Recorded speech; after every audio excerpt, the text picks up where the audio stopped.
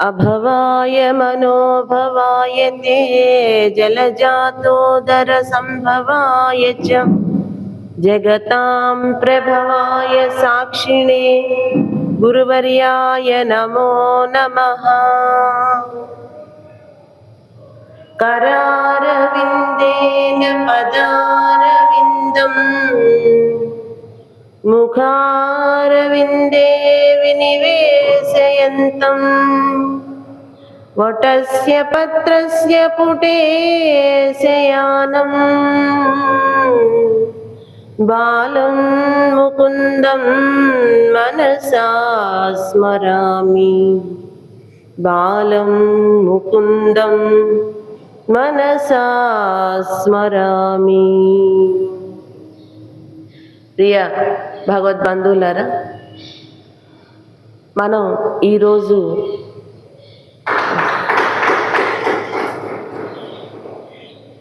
ఏడవ రోజు పాసురాన్ని అనుసంధానం చేసుకుని పాసురంలోకి వెళ్దాం. నిన్నటి రోజున ఆండాళ్ గోపిక పుల్లుం సిలుంబినగాన్ పుల్లరయన్ కోయిలిల్ అని చెప్పారు.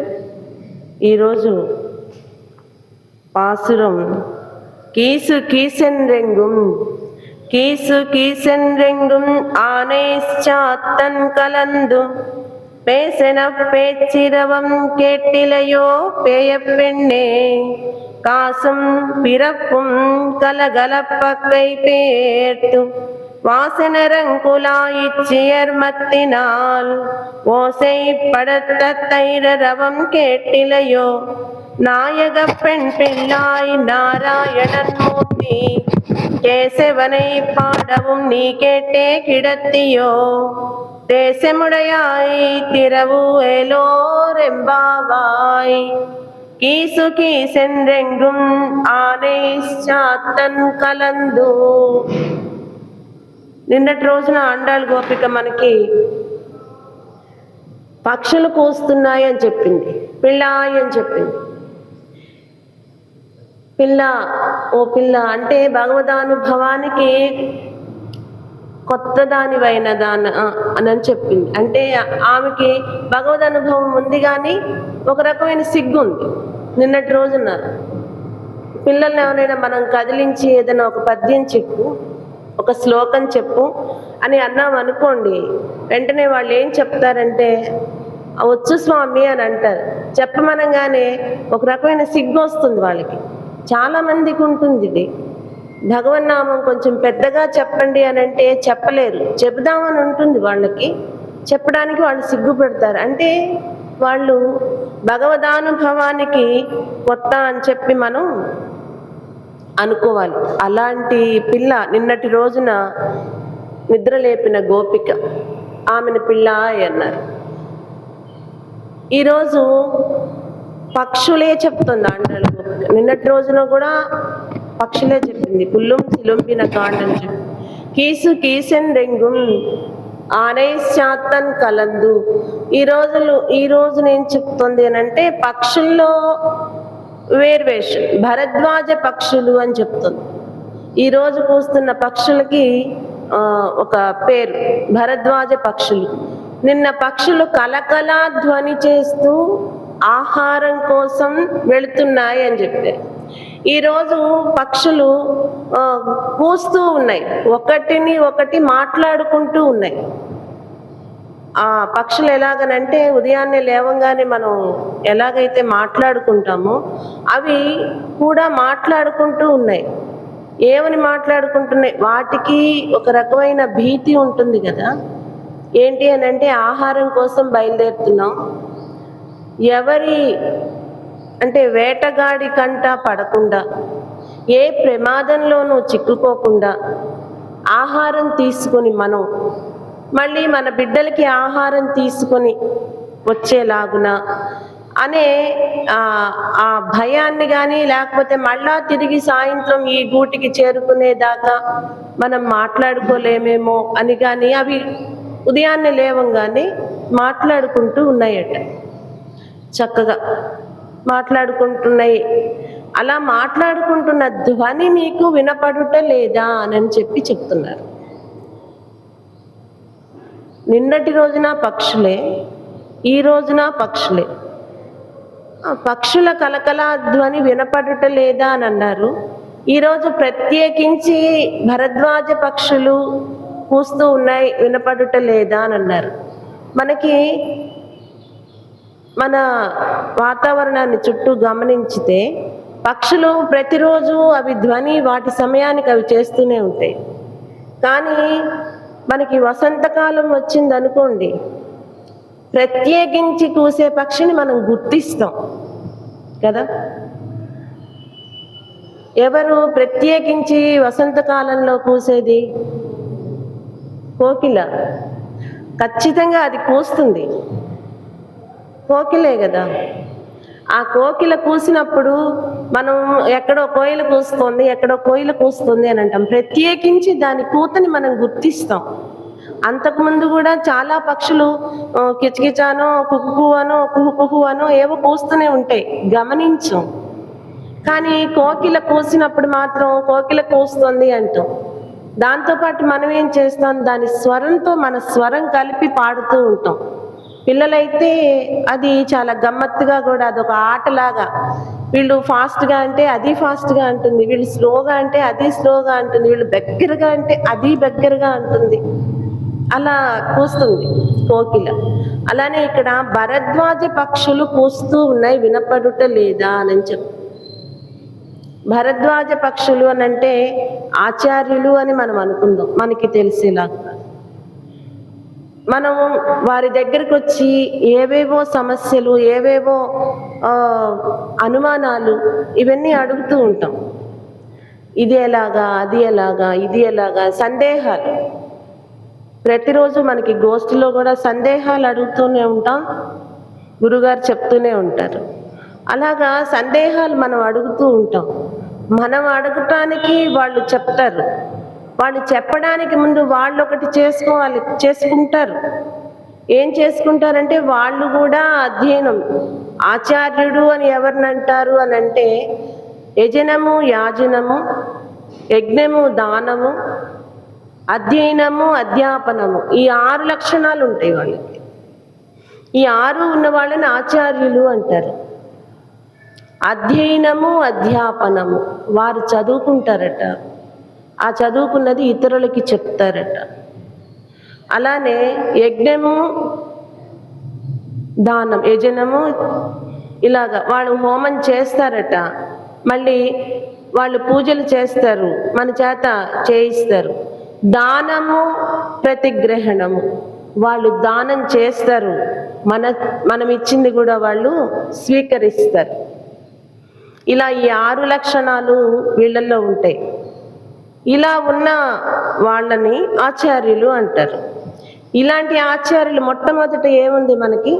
అధ్యయనము, అధ్యాపనం, చదువుకుంటూ ఉంటాం. తర్వాత వాళ్ళు చదువు చెప్తూ ఉండటం. బ్రహ్మజ్ఞానం ఎప్పుడు కూడా అంటే మంత్రాలు కావచ్చు, మనం ప్రాతస్మరణీయం చదువుతాం కదా, ఆ ప్రాతస్మరణీయం కావచ్చు, ఇవన్నీ కూడా ఉదయాన్నే లేచి చదవండి అని చెప్తారు. ప్రాతకాలాన్ని అధ్యయనం చెయ్యండి అని చెప్తారు. వాళ్ళు కూడా ప్రాతకాలమే అధ్యయనం చేస్తారు. సంధ్యా వందనాది కార్యక్రమాలు కూడా ప్రాతకాలమే చేస్తారు. అలా ఈ భరద్వాజ పక్షుల్ని ప్రత్యేకించి చెప్తుంది. వాళ్ళు అలాగ కూస్తున్నారు. ఎట్లా? ఏవో మంత్రాలు, ఏవో వారికి సంబంధించిన పూజలు, హోమాలు ఇలాగ చేసుకోవడానికి వాళ్ళు విద్యుక్తులయ్యి ఆ మంత్ర భాగాలని వాళ్ళు చదువుకుంటూ ఉన్నారు. మా చిన్నప్పుడు మేము ఉదయాన్నే మేమే మంత్ర భాగాలు చదువుకోలేదు. కానీ మా తాతగారు హనుమంతాచార్యులు గారు ఆయన పిల్లలకి వేదం నేర్పిస్తుండేవాళ్ళు, ఆగమం నేర్పిస్తూ ఉండేవారు, వైఖానస ఆగమం.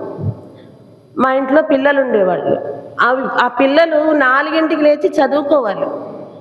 వాళ్ళు 4:30, 5 అలా లేచేవాళ్ళు. కానీ తాతగారు మాత్రం 4ంటికే లేచేసేవాళ్ళు.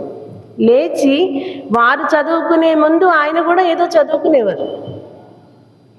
అలానే మా గురువు గారు ఏం చదువుకోరు, ఎవరు అడిగితే ఏది చెప్తూ, ఎవరైనా ఏదైనా అడిగితే చెప్తూ ఉంటారు ఇలాగా అని చెప్పి ఆలోచిస్తూ ఉండేవాళ్ళు. అంటే చిన్నప్పుడేమో తాతగారు అలా చేసేవాళ్ళు, అది తెలుసు.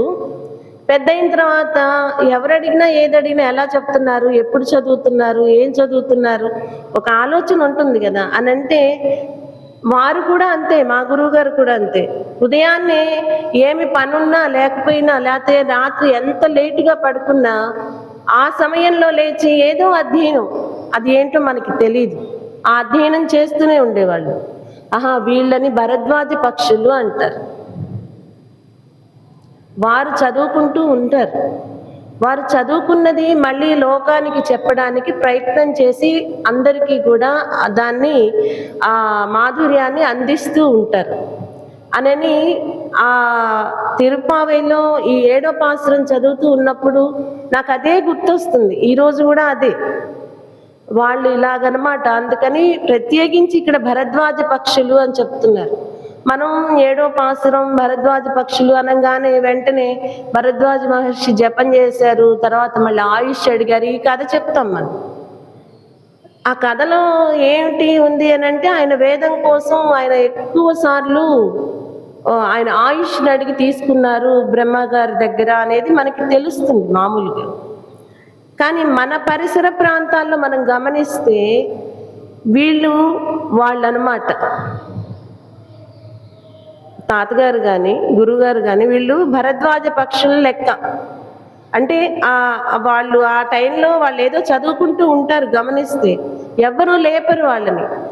మనని లేపుతారు కదా, మనని తల్లిదండ్రులు లేపుతారు. అంటే మనని ఆచార్యులు, గురువులు, లేకపోతే వాతావరణం, పక్షులు, కోళ్ళు ఇవన్నీ మనని లేపుతున్నాయి. వాళ్ళని ఎవరు లేపుతున్నారు? పక్షుల్ని ఎవరు లేపుతున్నారు? అలానే ఈ ఆచార్యులు లేచి విద్యార్థులకి ఈ పాఠం చదవాలి, ఈ టైంలో చదవాలని చెప్తారు. వీళ్ళని ఎవరు లేపుతున్నారు? వాళ్ళు కాలాన్ని అనుసరించి నడుస్తారు అనటానికి వాళ్ళు నడుస్తున్న కాలాన్ని మనం అనుసరిస్తూ ఉంటాం. అందువల్ల ముందుగా పక్షులు కలకల అన్నయ్య నిన్న చెప్పారు. ఆ ముందుగా అనే దాన్ని ఈరోజు భరద్వాజ పక్షులు అని చెప్తున్నారు. అంటే వారు లేచి ఆ లేచిన దాని తాలూకు అధ్యయనం చేసుకుని ఆ కాలంలో ఆ తర్వాత మిగిలిన వారందరికీ కూడా ఆ జ్ఞానాన్ని చెప్తూ ఉంటారన్నమాట. అలాంటి భరద్వాజ పక్షులు కూడా లేచినవి. ఇందాక అనుకున్నాం, మళ్ళా తిరిగి వస్తామో రామో అనో, ఆహారం తీసుకుని వచ్చే సందర్భంలో ప్రమాదాలు జరుగుతాయో ఏమోనని చెప్పి భరద్వాజ పక్షులు ఇక్కడ కుహు కుహు అని మాట్లాడుకుంటూ ఉన్నాయి అని చెప్పి అనుకున్నాం. మరి దాన్ని తీసుకొచ్చి ఆచార్యులకి పోల్చి చెప్పుకుంటున్నాం మనకు అర్థమయ్యే రీతిలో. మరి వీరకేం ప్రమాదం అని అంటే, మనం ఎంతసేపు ఆచార్యుల్ని, గురువుల్ని కలవాలి, ఆచార్యులని, స్వాముల్ని, ఎత్తుల్ని, వీళ్ళందరినీ కూడా దర్శించాలి అని చెప్పుకుంటూ ఉంటాం. ఆ దర్శించడం వల్ల మనకి కొన్ని పాపాలు పోతాయి అని చెప్పుకుంటూ ఉంటాం. ఈ పాపాలు పోతున్నాయి, మనకి ఎక్కడ చేరుతున్నాయి? మనం దర్శిస్తే సాధు దర్శనం పాపనాశనం అని చెప్తున్నారు. సాధువుల్ని, ఆచార్యుల్ని, మన స్వామిని అంటే దేవుణ్ణి, భగవంతుణ్ణి దర్శించాలి అని చెప్తున్నాం. మనం అక్కడ మనకి అది వదిలేసాం, మన పాపం అక్కడ వదిలేసాం, అయిపోయింది, వాళ్ళు తీసేసుకున్నారు. మరి ఇవి ఎక్కడికి పోతున్నాయి? మనం ఎక్కడ వదిలేసామో అక్కడికి చేరుతున్నాయి కదా. మరి వారి పరిస్థితి ఏంటి? వారు ఈ ప్రాతకాలాన్ని ప్రకృతి నుంచి, భగవంతుడి నుంచి అలాంటి దోషాలని దూరం చేసుకుంటూ శక్తిని పుంజుకుంటారు. వారుగానే తయారవుతారు. మనకేమనిపిస్తుందంటే ప్రతి ప్రవచనంలోనూ ప్రతి వాళ్ళు కూడా ఎప్పుడు గురువుల్ని దర్శించండి, గురువు గారు చెప్పిన మాట వినండి, ఆచార్యుల్ని దర్శించండి, భగవంతుని దర్శించండి, ఇదొక రోకంటి పాట, ఎప్పుడు ఇదొకటి పెట్టుకుని చెప్తూ ఉంటారు అని అనుకుంటూ ఉంటాం. మనం దర్శించడం వరకే ఆగుతున్నాం. మనం దర్శించిన తర్వాత వాళ్ళ పరిస్థితి ఏంటి అనేది ఒక్క నిమిషం ఆలోచిస్తే చాలా కష్టం ఎవరికి ఉంది అని అంటే, ఈ ప్రకృతి మండలంలో కష్టం ఎవరికైనా ఉంది అని అంటే అది వేదము, ఆగమము చదువుకుంటూ ఉన్న వారికి మాత్రమే ఉంది. పిల్లవాడు తప్పు చేస్తున్నాడు అని చెప్పి తెలిస్తే తల్లి ఎలా దండిస్తుందో, అయినా ఆ పిల్లవాడు తప్పు చేస్తూ ఉంటే ఈ తప్పు చేయకుండా ఎలాగ మనం కాపాడాలి అని తల్లి ఎలా ఆలోచిస్తుందో వీరు అలా ఆలోచిస్తారు. అలా ఆలోచించి మన చేత సన్మార్గంలో ఉండే పూజలు, ఆ సన్మార్గంలో ఉండే జీవితాన్ని మనకి అందిస్తారు అన్నమాట. అవి ఆ భరద్వాజ పక్షులు. ఆ పక్షులు కూస్తూ ఉన్నాయి, నువ్వు ఇంకా లేవడం లేదేంటి అని చెప్పి చెప్తున్నారు. ఈమె ఇంకా లేవలేదు. లేవకపోయేసరికి కీసెందెంగు మానయిశ్చాత్తన్ కలందు పేసెన పేచ్చిరవం కేట్టిలయో అని అడుగుతున్నారు. అలా అడిగిన ఆమెకి ఇంకా నిద్ర రాలేదు, కానీ తన పరిసర ప్రాంతాలు గుర్తు చేసుకుంటున్నారు. ఇందాక మనం మన పరిసర ప్రాంతాలు గుర్తు చేసుకోలే, అట్లానే మన రేపల్లెలో ఈ ఆడవారందరూ కూడా ఉదయాన్నే లేచి వారి వారి నిత్య కృత్యాలు చేసుకుంటూ, అంటే నిరంతరం వారు చేసుకునే పని ఒకటి ఉంది, ఆ పనిని వారు చేసుకుంటూ ఉన్నారు.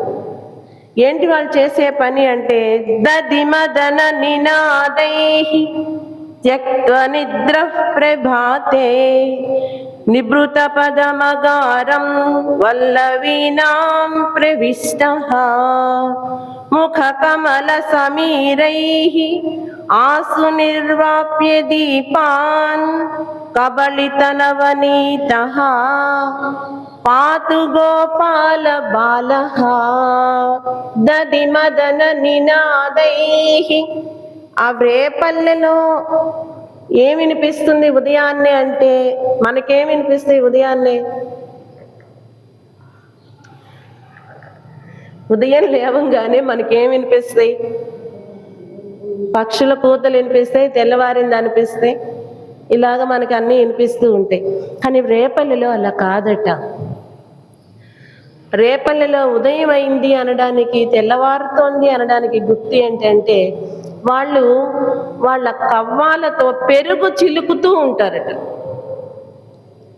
ఆ పెరుగు చిలకడానికి ఒక శబ్దం వస్తుంది కదా, అది వాళ్ళకి తెల్లవారడానికి గుర్తుగా చెప్తున్నారు ఇక్కడ వీళ్ళు.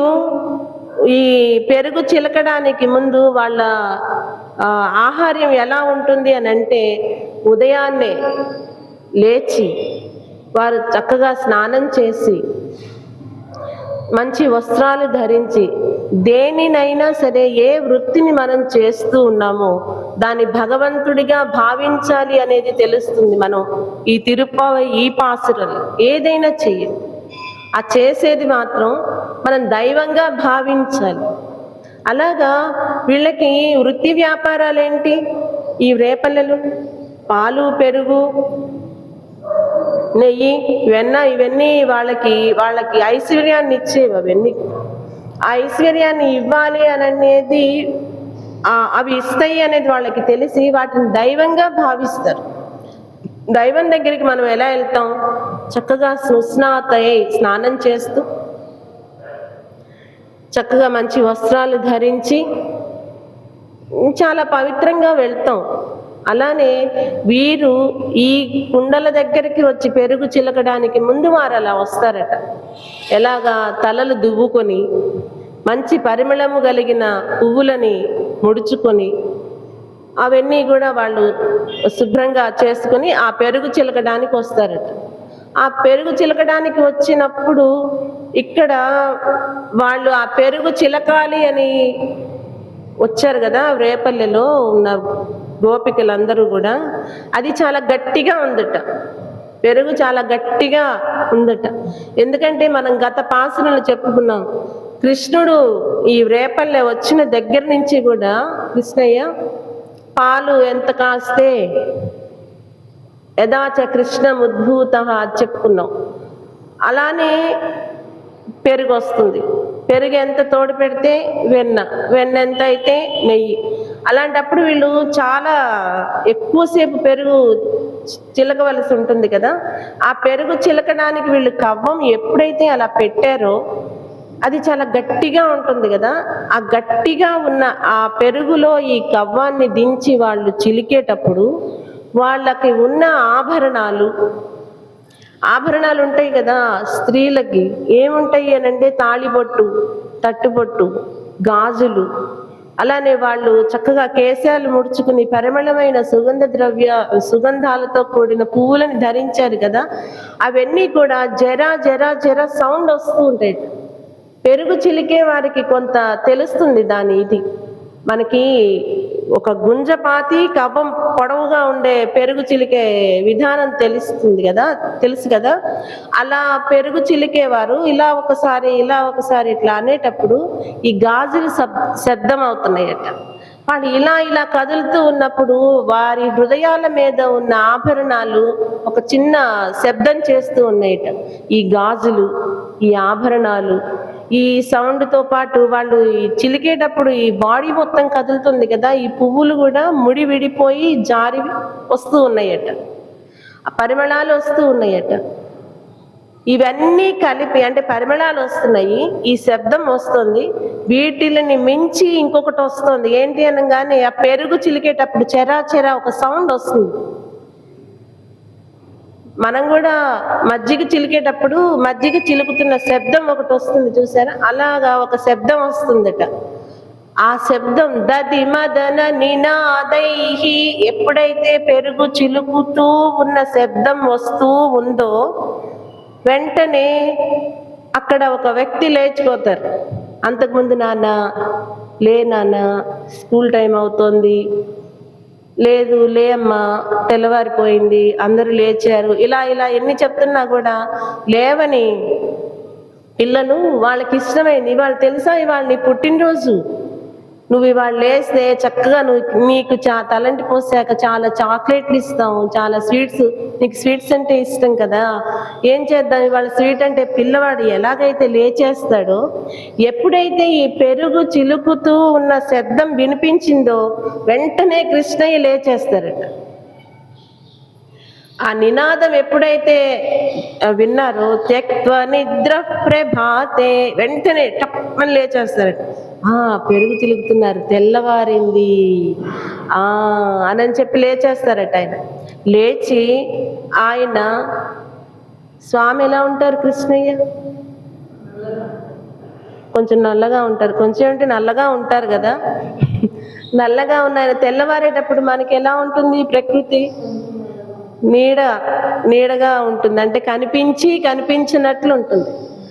అలా ఉన్న సమయంలో ఆయన లేచి ఆ పెరుగు చిలుకుతూ ఉన్న యశోదాదేవి దగ్గరికి వెళ్తారు, అందరిళ్ళకి వెళ్తారు.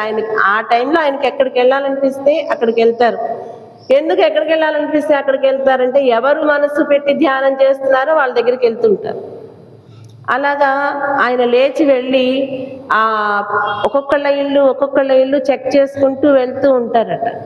వెళ్తూ ఉన్న సమయంలో కొంచెం ముందు మొదలుపెట్టిన వాళ్ళకి వెన్న కొంచెం తొందరగా వస్తుంది కదా, అలా వచ్చి ఎప్పుడైతే ఆ వెన్న రెడీ అయిపోయింది ఇక్కడ అని చెప్పి తెలుస్తుందో వెంటనే అక్కడికి వెళ్ళిన తర్వాత తన మిలన్లో వచ్చిన ముఖకమలు అంటే తన నోటి నుంచి వచ్చే గాలితో ఉఫ్ అని ఊదేసి, ఏంటి ఊదుతారు, దీపాలు. అప్పుడు లైట్లు లేవు కదా, కరెంటు లేదు కదా, దీపాలు పెట్టుకుని వాళ్ళు పెరుగు చిలుకుతూ ఉండేవాళ్ళు ఉదయాన్నే. ఆ వెలుతురుంటే ఈ కృష్ణయ్య వచ్చిన విషయం తెలుస్తుంది. కాబట్టి ఆయన ఎప్పుడైతే ఆ వాకిల్లో నుంచి లోపలికి వస్తూ ఉన్న సమయంలో ఆయన ముఖం నుంచి ఒక గాలిని పంపించి ఉఫ్ అని ఊదేసి ఆ దీపాన్ని ఆయన ఇది చేసేవాళ్ళు, కొండెక్కిచ్చేసేవాళ్ళు. ఎక్కించగానే అరే ఈ గాలి ఇప్పుడే రావాలా, ఈ దీపం ఇలా అయిపోయింది అని చెప్పి ఆ గోపికో యశోదో ఎవరో ఇంకా లోపలికి వెళ్ళి దీపం వెలిగించుకోవడమో, లేకపోతే ఇప్పుడే కదా వచ్చింది వెన్న అని చెప్పి ఇంకొంచెం గట్టిగా అనేసి వెళ్దాం అని చెప్పి అనుకోవడం, ఏదో వేరే క్రియలోకి వెళ్తారు కదా. ఆ దీపం అక్కడ వెలుతురు తగ్గినప్పుడు అలా వెళ్ళే సమయంలో అక్కడున్న వెన్న ఆయన శుభ్రంగా స్వీకరించేసేవారు కృష్ణయ్య.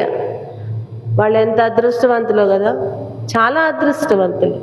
అలాగా ఆ వెన్న ఆయన స్వీకరించేస్తే తర్వాత జరిగే విషయం ఏంటంటే ఈ దీపం వెలిగించుకొచ్చుకోవడము, లేకపోతే ఈ కొంచెం చిలికితే ఇంకొంచెం వెన్న వచ్చేస్తుందని అదే కంటిన్యూషన్లో ఉన్న వాళ్ళు, ఆ కంటిన్యూషన్లో ఉన్న వాళ్ళకి ఏంటి కవ్వం తిరగడం లేదేంటి అని చెక్ చేసుకోవాలి. ఆయన ఎప్పుడైతే ఆ కవ్వాన్ని వెన్న తిందాం అనుకున్నారో కవ్వం పట్టుకోవాలి కదా, కవ్వం తిరుగుతుంటే వెన్న తీసుకోవడం కుదరదుగా. ఏంటి కవ్వం తిరగడం లేదనో అలా ఆలోచన వాళ్ళకి వచ్చే లోపు ఈ వెన్న తీసుకుని నేను వెళ్ళిపోతే తర్వాత జరిగే విషయం ఏంటంటే ఇంకా వెన్న వస్తుంది, ఇంకా దీనిలో రాలేదని వాళ్ళు చిలుకుతూనే ఉంటారు. అది ఆయన మాయ, ఆయన చిత్రం, ఆయన గారడి. అలాగా అలాంటి కృష్ణయ్య మనని రక్షించు కాక అని చెప్తారు. అట్లా ఆ నినాదంతో శ్రీకృష్ణుడు కూడా లేస్తారు. ఆ నినాదం నీకు వినిపించటం లేదా అని చెప్పి వీళ్ళు ఏం చెప్తున్నారు, నాయగ పెన్ పిల్లాయ్ అని చెప్తున్నారు, ఓ పిచ్చి పిల్ల అని చెప్తున్నారు. చెప్పిన ప్రతి దానికి కూడా ఒక నిన్న చెప్పిన పిల్ల అనే దానికి ఆమెకి భక్తి ఉంది, కానీ నలుగురిలో ప్రకటించడానికి సిగ్గు ఉంది. అందువల్ల భక్తికి కొత్తది కాబట్టి ఆమె పిల్ల అన్నారు. ఈరోజు పెన్ పిల్లాయ్ అంటున్నారు, పిచ్చి పిల్ల అంటున్నారు. వీళ్ళకి పిచ్చి పిల్ల అనంటే ఈమెకి ఏమన్నా పిచ్చి ఉందా? ఏం పిచ్చి ఉంది ఈమెకి? పెన్ పిల్ల అని చెప్తున్నారు, పిచ్చి పిల్ల అని. ఈమెకి భగవదానుభవం ఉంది, భగవంతుణ్ణి ఎలాగా ప్రార్థించాలి అనే జ్ఞానం ఉంది. కానీ ఈమెకి ఏమి లేదనంటే అందరితో కలిసి చేయాలి అనేది ఆ వివేకం లేదు. జ్ఞానం ఉండాలి, చదువుకోవాలి. చదువుకున్న దాన్ని మనం ఎలా ప్రకటించాలి? జ్ఞానవంతంగా, విజ్ఞానంగా. చదువు మనకి ఏం నేర్పిస్తుంది అనంటే సంస్కారం నేర్పిస్తుంది. అట్లానే భక్తి తెలుసుకోవాలి. తెలుసుకున్న భక్తిని ఇది నా వరకే అనుకోకూడదు. ఇది ఎవరైనా తెలుసుకుంటే వాళ్ళు కూడా చేసేస్తారేమో, వాళ్ళకు కూడా ఈ మొత్తం వచ్చేస్తుందేమో అనుకోకూడదు. అదే ఇప్పుడు వీళ్ళు అంటున్న పిచ్చితనం. నువ్వు ఏదో అంటారు కదా, కోడి, నా కోడి లేకపోతే తెల్లారుతుందా అని అంటారు కదా. ఆమె ఆ కోడినట రోజు నా కోడి కూత వినే వీళ్ళంతా లేస్తున్నారు, అసలు ఈ కోడిని నేను లోపల తీసుకెళ్ళి మూత పెట్టేసి అంటే గంప కింద పెట్టేసి ఉంచుతాను, తెల్లారదు, అప్పుడు వీళ్ళందరూ ఏం చేస్తారో చూద్దామని అనుకుందట ఆమె. అనుకుని లోపలికి తీసుకెళ్ళి చక్కగా ఆ కోడికి ఆ గంప కింద మూత పెట్టేసి ఉంచిరట. ఉంచినప్పుడు ఇక తెల్లారదులే అని చెప్పి ఏమో పడుకుంది. అందరూ లేచి పని చేసుకుంటున్నారు, ఆమె లేవలేదు. అట్లానే ఈమె భగవదానుభవం పొందినది. ఎందుకనంటే ఓ తేజస్శాలిని అన్నారు. ఒక నాయకమణికి ఉండవలసిన లక్షణాలన్నీ ఉన్నాయి. తేజస్శాలిని అంటే తేజస్సు అని ఎవరినంటాం మనం? దేవతలు అంటే ఏంటి? దివ్యమైన జ్ఞానం కలిగిన వాళ్ళని దేవతలు అంటాం. నీలో ఒక రకమైన శక్తి ఉన్న వాళ్ళని ఎంత తేజస్సుగా ఉంది అని అంటాం. చాలా తేజస్సుగా ఉన్నారు కదా, చాలా ఇదిగా ఉన్నారు కదా, ఇలా మాట్లాడుకుంటాం. ఏదో ఒక క్వాంటిటీ, నీలో ఒక విషయం ఉంటేనే నీకు ఆ తేజస్సు వస్తుంది. అందువల్ల తేజస్శాలిని అని చెప్పారు. తేజస్సు ఉన్నామే, ఈమె తేజస్సు ఉంది, భగవదానుభవం ఉంది, వివేకం ఉంది, విజ్ఞానం ఉంది, నాయకమణి అవ్వగలిగిన లక్షణాలన్నీ ఉన్నాయి. అయినా కూడా పేయపిండి అన్నారు, పిచ్చి పిల్ల అన్నారు. ఎందుకు? మనం బాగా చదువుకున్న వాళ్ళని చదువుకుంది కానీ పిచ్చిదే అండి అంటామా? అంటే అవతల వాళ్ళు చాలా బాధపడతారు కదా. ఎందుకు అన్నారంటే భగవదానుభవం నీకు తెలుసు, భగవదానుభవం నీకున్నది. కానీ మనం వ్రతం చేద్దాము అని అనుకున్నాం, ఆ విషయం నీకు కూడా తెలుసు. మనం అందరితో కలిసి ఉంటే భగవంతుడు మరింత దగ్గర అవుతాడు మనకి అన్న విషయం తెలియని పిచ్చి పిల్ల, పేయ పెಣ್ಣే అని చెప్తున్నారు. అందరితో కలిసి మనం ఈ వ్రతం చేయాలి, అందరితో కలిసి మనం భగవద్జ్ఞానం తెలుసుకోవాలి అని నీకు అనిపించటం లేదు, చూసావా? అందువల్ల ఆమెని పేయ పెಣ್ಣే అని చెప్తున్నారు, పిచ్చి పిల్ల అంటున్నారు. ఈమె భగవదానుభవానికి కొత్తది కాదు, భగవదానుభవం ఉన్నది, కానీ తన వరకే అనుభవిస్తుంది. అది కరెక్ట్ కాదు. ఇలా వీళ్ళు బయట చర్చ చేసుకుంటూ ఉన్నారు. ఆ చర్చ చేసుకుంటూ ఉన్న సమయంలో ఒక గోపిక గుర్తు చేస్తుంది, గ్రూప్ లో ఉన్న గోపిక, ఈ అమ్మాయికి శ్రీకృష్ణయ్య వెన్న తిన్నాడు, లేచే టైం అయింది, మనం కూడా వెళ్ళాలి, ఇవన్నీ కాదు. అసలు ఈ గోపిక ఎలాంటి గోపిక అంటే కొంచెం వీరోచిత లక్షణాలు ఉన్న గోపిక. వీరోచితంగా కృష్ణయ్య ప్రవర్తించారు. కొంతమందికి కొన్ని ఇష్టాలు ఉంటాయి, కొంతమందికి ఎలాగనంటే గట్టిగా అరిచేయడం, గొప్ప గొప్పగా తిరిగేయడం, ఏదో 10 మందిలో నేనొకరిని అనిపించుకోవడం, ఇలాంటివి ఎవరి జీవ లక్షణం వాళ్ళకు ఉంటుంది. నేను అందరికన్నా గ్రేట్ అనిపించుకోవడం, ఇలాంటివి ఉంటాయి. అవి పూర్వ జన్మ కర్మవశాత్తు వచ్చేవి అవి. అట్లానే భగవంతుడు కూడా ఇలా ఉంటే ఇష్టం అనే భక్తులు కూడా ఉంటారు. భగవంతుడు ఇలా ఉండాలి అని అనేవాళ్ళు. కొంతమంది రాముణ్ణి పూజిస్తారు, కొంతమంది కృష్ణుణ్ణి పూజిస్తారు, కొంతమంది వెంకటేశ్వర స్వామిని పూజిస్తారు. వీళ్ళందరినీ వదిలేసి కొంతమంది హనుమంతుడిని పూజిస్తారు. ఇంతమంది దేవుళ్ళు ఉన్నారు. ఏంటంటే ఎవరి మనస్సుకి ఎవరికి ఎలాగ అనిపిస్తే అలా చేసే సౌలభ్యం మనకుంది. అందువల్ల వాళ్ళు అలా పూజిస్తారు. ఆ దేవుణ్ణి పూజించే తత్వం వాళ్ళకేదో ఉంది. అందుకే వాళ్ళంటే ఆ దేవుడు అంటే వాళ్ళకి ఇష్టం.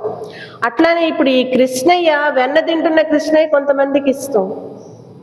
అలానే కొంతమందికి గోపికలతో ఆడుకుంటూ ఉన్న కృష్ణయ్య ఇష్టం. కొంతమందికి వాళ్ళ నాన్నగారి దగ్గర అమ్మగారి దగ్గర విధేయుడిగా ఉండి ఉన్న కృష్ణయ్య ఇష్టం. అలా ఇష్టాలు ఉంటాయి. ఈ గోపికకి ఏమి ఇష్టం అని అంటే వీరోచిత కార్యక్రమాలు చేసిన కృష్ణయ్య ఇష్టం. అందుకని మనకి కేసి అనే రాక్షసుని సంహరించారు కదా కృష్ణయ్య, అది చెప్దాం అని చెప్పి మన రేపల్లెలో కేసి అనే రాక్షసుని సంహరించిన నారాయణుడిని మేము కీర్తిస్తున్నాం అని చెప్పంగానే ఆమె వెంటనే బయటకు వచ్చారట. ఏంటి, కృష్ణయ్య కేసి అనే రాక్షసుని సంహరించారా? అవునా, అంత వీరోచిత కార్యక్రమం చేశారా అని చెప్పి వెంటనే ఆ గోపిక లోపల నుంచి బయటికి వచ్చి ఈ పిల్లలతో కలిశారు, ఈ గ్రూప్తో కలిశారు. ఈరోజు మనం 7వ పాసురాన్ని పూర్తి చేసుకున్నాం. ఒక్కొక్క గోపిక దగ్గర మనకి ఒక్కొక్క లక్షణాన్ని తెలియచేస్తూ ఆండాళ్ గోపిక ఈ వ్రతాన్ని చేయిస్తోంది. భక్తి తెలిసి ఉండటం కాదు, తెలిసిన భక్తి అందరితో కలిసి ఉంటే అది నువ్వు భగవంతుడి దగ్గరికి చేరడానికి మరింత ఉపయోగపడుతుంది అని. ఎంత నీకు గొప్పగా కొంతమంది ఉంటారు, అన్నీ బ్రహ్మాండంగా చదివేస్తూ ఉంటారు. ఇంట్లో వాళ్ళు ఒక్కళ్ళే దేవుడి దగ్గర కూర్చున్నప్పుడు అష్టోత్తరాలు, సహస్రనామాలు, గీతా మకరందాలు అన్నీ అయిపోతుంటాయి, అన్నీ చదివేస్తుంటారు. కానీ గ్రూప్లోనో లేకపోతే ఇంకెవరైనా ఆచార్యులు ఎవరైనా చదవమన్నప్పుడు చాలా తత్తురుబాటు పెడతారు, హడావిడి పెడతారు. రోజు నేను బాగా చదువుతాను కదా, ఇక్కడేంటి శుక్లాంబరధరం కూడా చదవలేకపోయాను అనే ఒక ఇది వస్తుంది, వాళ్ళకి భయం వస్తుంది. అలాంటివేవి కూడా లేకుండా ఉంటే భగవంతుడి దగ్గర నిరాటంకంగా మనం ఆయన దగ్గరికి చేరడానికి ఉపయోగపడతాయి అని చెప్పడానికి మెల్లమెల్లగా ఆండాళ్ గోపిక మనకి ఈ వ్రతంలో ఒక్కొక్కటి చెప్తోంది అన్నమాట. అలా నిన్నటి రోజున అలాంటి గోపిక ఈరోజు అన్నీ తెలిసి ఉండి నేనుగా భగవంతుడిని చూసుకుంటానంటే కుదరదు. నీకు అన్నీ తెలుసు, కానీ మా అందరితో కలిసి భగవంతుడి దగ్గరికి వస్తే ఆయన మరింత దగ్గర అవుతారు నీకు అని చెప్పి ఈరోజు గోపికను లేపారు. రేపటి గోపికని ఎలా లేపుతారో ఏంటో రేపటి పాసురంలో అనుసంధానం చేసుకుందాం. ప్రియా భగవద్ బంధువులారా, ఈ సంవత్సరం ఈ వెంకటేశ్వర స్వామి వారి దేవస్థానంలో మనం ఈ తిరుపావై ప్రవచనం కార్యక్రమాన్ని ఆళ్వార్ దివ్య ప్రబంధం ప్రాజెక్ట్ తిరుమల తిరుపతి వారి దేవస్థానం వారి సౌజన్యంతో చెప్పుకుంటూ ఉన్నాం.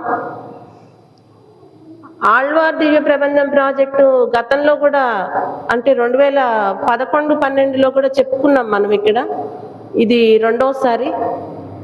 స్వామివారి అనుగ్రహంతో మనం మన ఆధ్యాత్మికాన్ని మరింత కొనసాగించుకునే శక్తి భగవంతుడు ఇవ్వాలి అని చెప్పి కోరుకుంటూ ఒకసారి నామం చెప్పుకొని ముగిద్దాం. ఓం నమో భగవతే వాసుదేవాయ.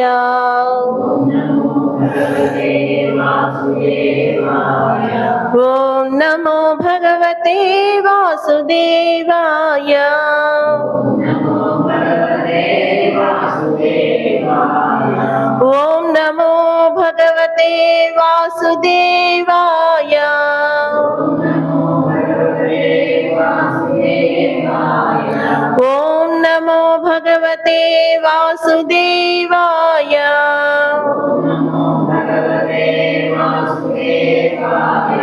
ఓం నమో భగవతే వాసుదేవాయ.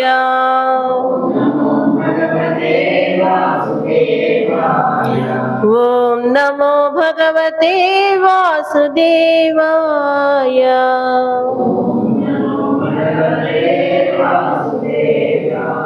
శ్రీ కృష్ణ భగవాన్ కి, ఆండాళ్ గోపిక కి, విఘ్నసాచార్య మహర్షికి, ఆచార్య గోష్ఠికి, భాగవత గోష్ఠికి, ఏడుకొండలవాడ వెంకటరమణ గోవింద గోవింద. ఓం శ్రీ హరి.